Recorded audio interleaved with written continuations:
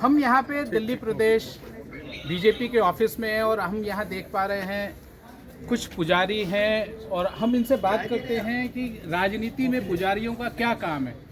आप लोग यहाँ दिल्ली प्रदेश क्यों आए?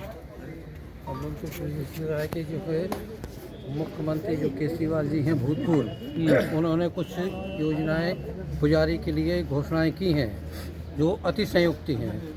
आज तक उन्होंने जो भी वादे किए कोई पूरे नहीं हुए हैं। आपका नाम कहाँ है और आप कहाँ अपना स्थान रखे हैं? हमारा नाम कुंज बिहारी नायक है। मैं गोपालपुरी दिल्ली मंदिर से हूँ, पुजारी प्रकोष्ठ के संयोजक। आप कहाँ से आए हैं पुजारी जी, और आप यहाँ दिल्ली प्रदेश बीजेपी के ऑफिस आने का क्या प्रकल्प है? प्रकल्प ऐसा है कि पहले सभी को जय श्री राम, जय श्री महाकाल। और मैं करावल नगर नॉर्थ ईस्ट से आया हूँ, जयप्रकाश भट्ट मेरा नाम है। रात में जो अभी घोषणा 2 दिन से लगातार हमारे माननीय केजरीवाल जी कर रहे हैं, सबसे पहले तो उनका मैं धन्यवाद करना चाहूँगा कि प्रभु आपको ऐसी बुद्धि तो आई कि कम से कम आपको हमारी याद आई, लेकिन ये वादा पूरा भी होगा या नहीं ऐसा कोई मन में ऐसा विचार नहीं आ रहा, क्योंकि पुराने जो इन्होंने वादे किए हुए एक भी पूर्ण नहीं किया है। हमारे बुजुर्गों की ना जाने कितने दसियों साल की जितने काल इनको हो गए, उनकी पेंशन तक रोकी हुई है। अब तक उसका ब्याज लगाकर उनका बुजुर्गों का कितना खर्चा चलता है।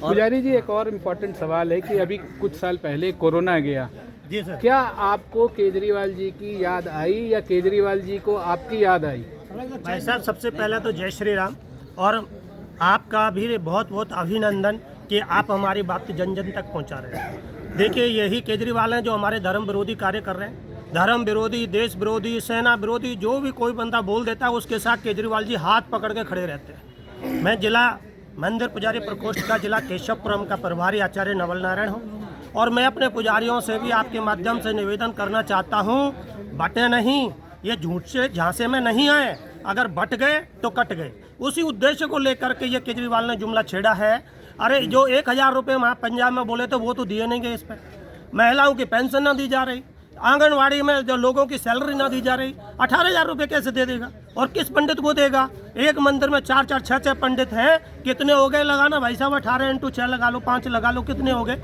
अगर इतने पैसे कैसे दे पाएगा वो? पुजारी जी, आज 31 दिसंबर का दिन है। ठंड दिल्ली में कुछ दिनों से बहुत ज़्यादा है, लेकिन आप लोग दिल्ली बीजेपी के दफ्तर आए, क्या कहना है आपका? दिल्ली में झूठ की गर्मी बढ़ गई है इस ठंड में।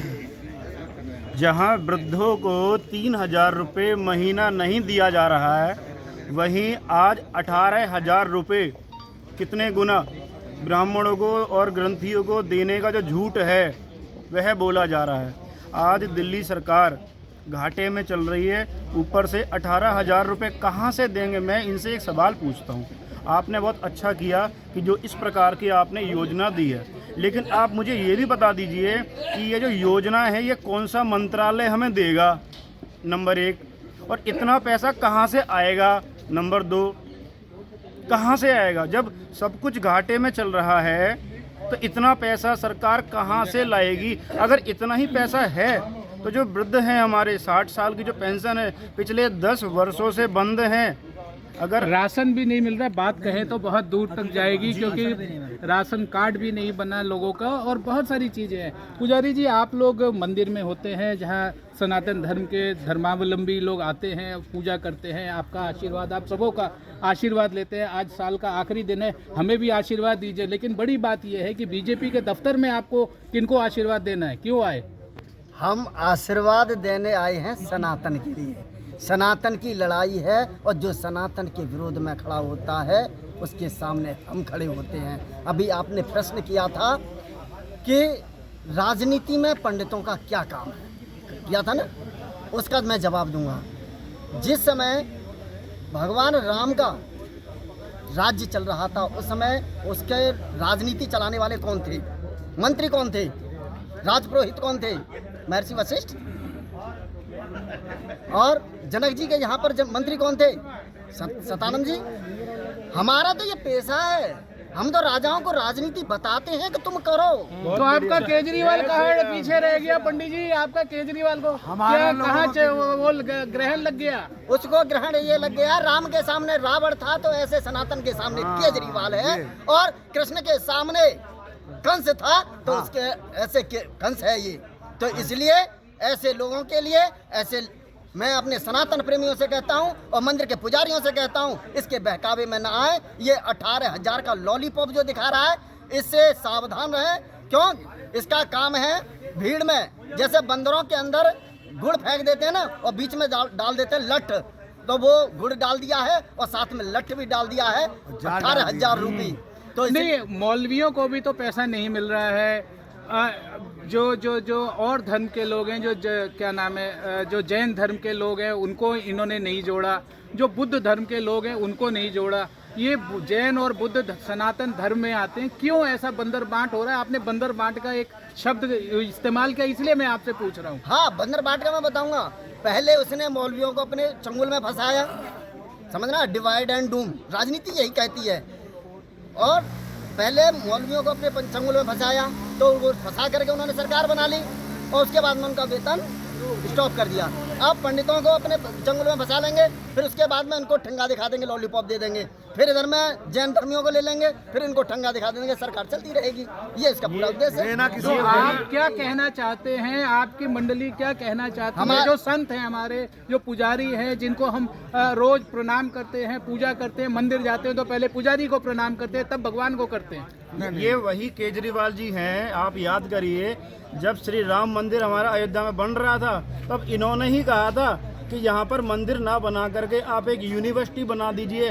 हाँ, ये क्या अब पुजारी बनाएंगे? अब पुजारी बनाएंगे तो पुजारी यूनिवर्सिटी में पढ़ाएंगे, ये कहना चाहते होंगे। सुनिए, पुजारी गुरुकुल बनाएंगे, इसीलिए हम अपना पुजारी गुरुकुल बनाएंगे, सनातन की शिक्षा देंगे, बच्चों को संस्कार देंगे, व्यवहार देंगे, आचरण देंगे। और ये क्या दे रहा है? बच्चों के लिए दारू दे रहा है, और दारू के साथ में एक फ्री दे रहा है, और यही इसका उद्देश्य है। आप लोग देखिए, मैं इसलिए आप लोगों से बहुत प्रभावित हूँ, आप लोग के विचारों से, क्योंकि आप लोगों के यहाँ हजारों लोग मंदिरों में आते हैं। आज मैं मंदिर, हनुमान मंदिर कनॉट प्लेस से गुजर रहा था, वहाँ देखा इतनी बड़ी लंबी लाइन है, इतनी ठंड के बावजूद आप लोगों के पास इतने भक्त आते हैं, सैकड़ों, लाखों, करोड़ों भक्त आते हैं। क्या आपको उनका दर्द क्या समझ आता है?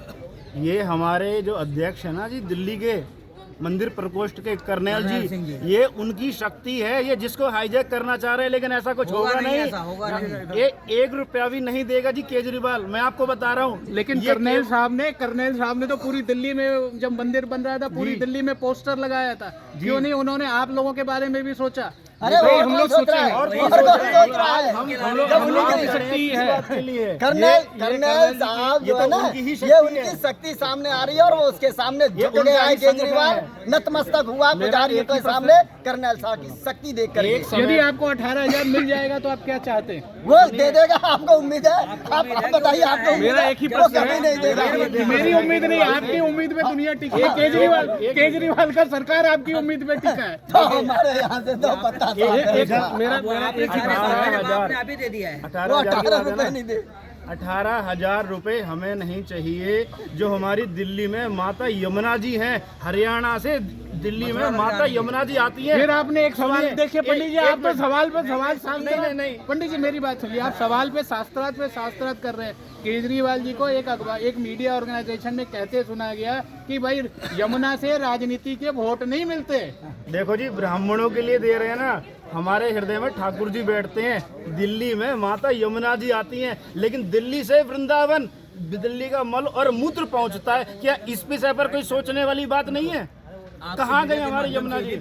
इतना सारा लाखों करोड़ कहाँ गया? यह भी पहुंचाना चाहते हैं जो आचार्य जी ने कहा है। बाकी केजरीवाल जी को कभी ये नहीं सोचा, जिस टाइम हमारे प्रभु राम का, श्री राम जी का मंदिर वहाँ बन रहा था, तब तो कह रहे थे कि पुजारियों को ढूंढना पड़ेगा, बुलाने को ढूंढना पड़ेगा। अब पंडितों को याद कैसे आ गई उनको? हमें तो बड़ा आश्चर्य। आप भी कुछ कहना चाह रहे हैं? बहुत देर से इनसे भी सुन ले, इनका भी आप भी बताएं। मेरा एक ही प्रश्न है। मैं प्रणव मिश्रा, जिला उत्तर पश्चिम जिला प्रभारी मंदिर प्रकोष्ठ का हूँ। मेरा एक ही प्रश्न है कि आज हम लोग 3 वर्ष से लगातार केजरीवाल के घर पे जाकर धरना प्रदर्शन कर रहे थे। उस समय में हम लोगों की उनकी याद नहीं आई। क्यों?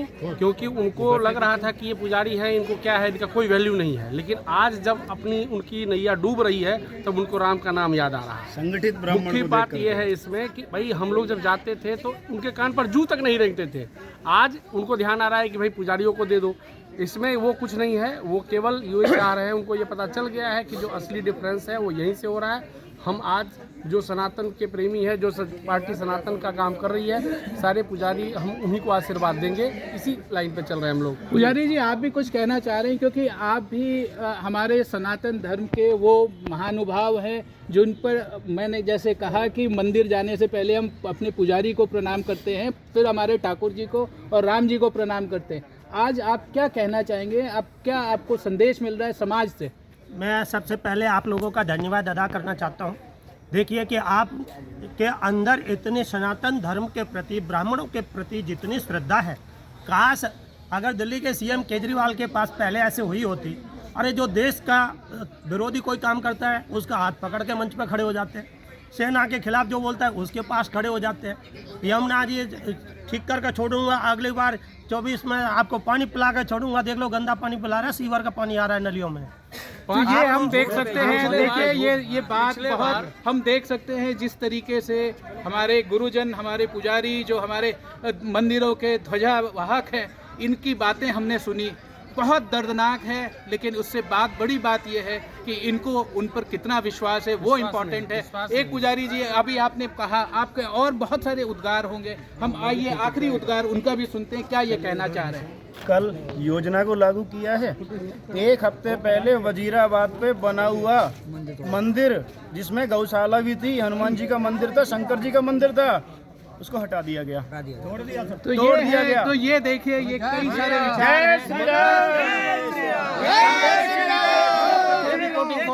टेलीविजन